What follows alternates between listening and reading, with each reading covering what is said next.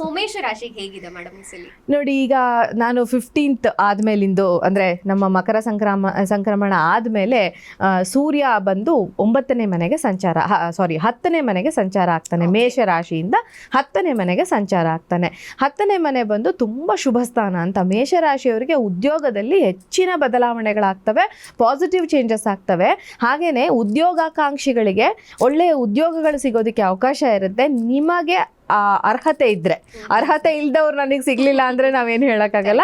ಆದ್ರೆ ಪ್ರಯತ್ನ ಬೇಕು, ಮನುಷ್ಯ ಪ್ರಯತ್ನ ತುಂಬಾ ಮುಖ್ಯ. ಅದರ ಜೊತೆಗೆ ನೀವು ಯೋಗ್ಯರಾಗಿದ್ದಲ್ಲಿ ನಿಮಗೆ ಸರಿಯಾದ ಉದ್ಯೋಗವನ್ನು ನೀವು ಹುಡುಕಿದ್ರೆ ಉದ್ಯೋಗ ಸಿಗೋ ಚಾನ್ಸಸ್ ಇರುತ್ತೆ. ಅದರಲ್ಲೂ ಇದು ನಿಮ್ಮ ಗೌರ್ಮೆಂಟ್ ಜಾಬ್ಗಳಿಗೆ ಏನಾದರೂ ಟ್ರೈ ಮಾಡ್ತಾ ಇದ್ರೆ ನೀವು ಅದು ಕೂಡ ಸಿಗೋ ಚಾನ್ಸಸ್ ಇರುತ್ತೆ. ಹಾಗೇನೆ ನಿಮ್ಮ ಯಾವುದೇ ವ್ಯವಹಾರಗಳಿರ್ಬೋದು, ವ್ಯಾಪಾರಗಳಿರ್ಬೋದು, ಅವು ಕೂಡ ತುಂಬಾ ಚೆನ್ನಾಗಿ ಆಗೋದಕ್ಕೆ ಪ್ರಾರಂಭ ಆಗುತ್ತೆ. ಹಾಗೇನೆ ಇಲ್ಲಿ ಪಂಚಮ ಸ್ಥಾನ, ಮೇಷರಾಶಿಯವರಿಗೆ ಪಂಚಮ ಸ್ಥಾನಾಧಿಪತಿ ಆಗಿರೋದ್ರಿಂದ ನಿಮ್ಮ ಮಕ್ಕಳು ಒಳ್ಳೆ ಸ್ಥಾನಮಾನಗಳಿಗೆ ಹೋಗೋದಕ್ಕೆ, ಅಂದ್ರೆ ಪಂಚಮಾಧಿಪತಿ ಆಗಿರುವಂತಹ ಸೂರ್ಯ 10ನೇ ಮನೆಗೆ ಬಂದಾಗ ನಿಮ್ಮ ಮಕ್ಕಳಿಗೆ ಕೂಡ ಸ್ಥಾನಮಾನಗಳು ಸಿಗೋದಕ್ಕೆ ಅವಕಾಶ ಇರುತ್ತೆ. ಒಳ್ಳೆ ಪೊಸಿಷನ್ ಸಿಗಬಹುದು. ಹಾಗೇನೆ ಇದು ಏನು, ನೀವೇನಾದ್ರೂ ಇನ್ಕ್ರಿಮೆಂಟು ಅಥವಾ ಒಂದು ಪೊಸಿಷನ್ಗೆ ಟ್ರೈ ಮಾಡ್ತಾ ಇದ್ರೆ ಹೈಯರ್ ಪೊಸಿಷನ್ಗೆ ಅದು ದೊರೆಯೋದಕ್ಕೆ ಅವಕಾಶ ಇರುತ್ತೆ.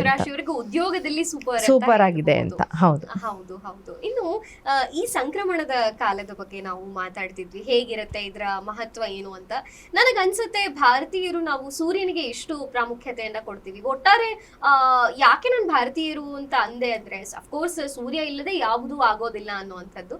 ಆದ್ರೆ ಭಾರತೀಯರು ತಮ್ಮ ದಿನನಿತ್ಯದ ಆಚರಣೆಯಲ್ಲಿಯೂ ಕೂಡ ಸಂಧ್ಯಾ ವಂದನೆಯನ್ನ, ಬೆಳಿಗ್ಗೆ ಎದ್ದ ತಕ್ಷಣ ಸೂರ್ಯ ನಮಸ್ಕಾರವನ್ನ, ಅದು ಯೋಗದಲ್ಲಿ ಇರಬಹುದು ಅಥವಾ ನಮ್ಮ ಶಾಸ್ತ್ರದಲ್ಲಿ ಇರಬಹುದು, 3 ಹೊತ್ತು ಸಂಧ್ಯಾ ವಂದನೆ ಆಗದೆ ಇದ್ರು ಬೆಳಿಗ್ಗೆ ಅಟ್ಲೀಸ್ಟ್ ಸೂರ್ಯನ್ಗೊಂದು ನಮಸ್ಕಾರನಾರು ಮಾಡಿ ಅರ್ಘ್ಯ ಬಿಡಿ ಅನ್ನುವಂಥದ್ದು ಕೂಡ ಇದೆ.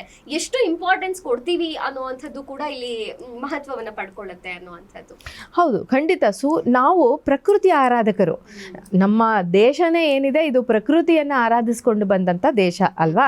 ಸೊ ಈ ಸುಗ್ಗಿ ಹಬ್ಬ ನಾವೇನ್ ಹೇಳ್ತೀವಿ, ಸುಗ್ಗಿ ಹಬ್ಬನೇ ನಮ್ಮ ಪ್ರಕೃತಿಯನ್ನ ಆರಾಧನೆ ಮಾಡುವಂಥದ್ದು, ನಮಗೆ ಅನ್ನದಾತರಾಗಿರುವಂತಹ ಒಂದು ರೈತರಿಗೆ ಗೌರವ ಸಲ್ಲಿಸುವಂತ ಹಬ್ಬ. ಅದರಲ್ಲೂ ರೈತರು ಇರೋದೇ ಸೂರ್ಯನ ಬೆಳಕು, ನೀರು ಇದರಿಂದ ಅಲ್ವಾ.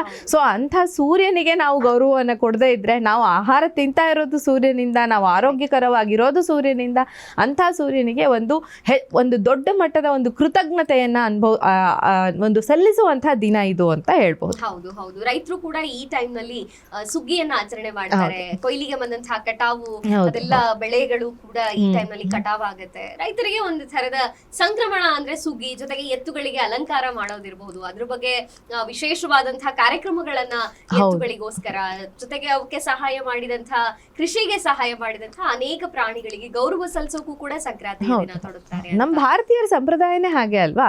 ಅಂದ್ರೆ ಪ್ರಾಣಿ ಪಕ್ಷಿ, ನಾವು ಸರ್ಪವನ್ನು ಪೂಜಿಸ್ತೀವಿ ಅಲ್ವಾ, ಸರ್ಪವನ್ನು ಪೂಜಿಸ್ತೀವಿ. ಪಂಚಮಿ ಅಂತ ಅದಕ್ಕೆ ಅಂತ ಒಂದು ಹಬ್ಬ ಇಟ್ಟಿದ್ದೀವಿ. ಇನ್ನು ಪ್ರಾಣಿ ಪಕ್ಷಿಗಳಿಗೆ ಗೋಪೂಜೆಯನ್ನು ಮಾಡ್ತೀವಿ. ಹಾಗಾಗಿ ಇಲ್ಲಿ ಸೂರ್ಯ ಇಷ್ಟೆಲ್ಲ ನಮಗೆ ದಯಪಾಲಿಸ್ತಿರುವಂತಹ ಸೂರ್ಯನಾರಾಯಣನ ಪೂಜೆಯನ್ನು ನಾವು ಮಾಡಲೇಬೇಕು. ಅದಕ್ಕೆ ಶ್ರೇಷ್ಠವಾದ ದಿನ ಯಾವುದು ಅಂದ್ರೆ ಮಕರ ಸಂಕ್ರಾಂತಿಯ ದಿನ. ಓಕೆ.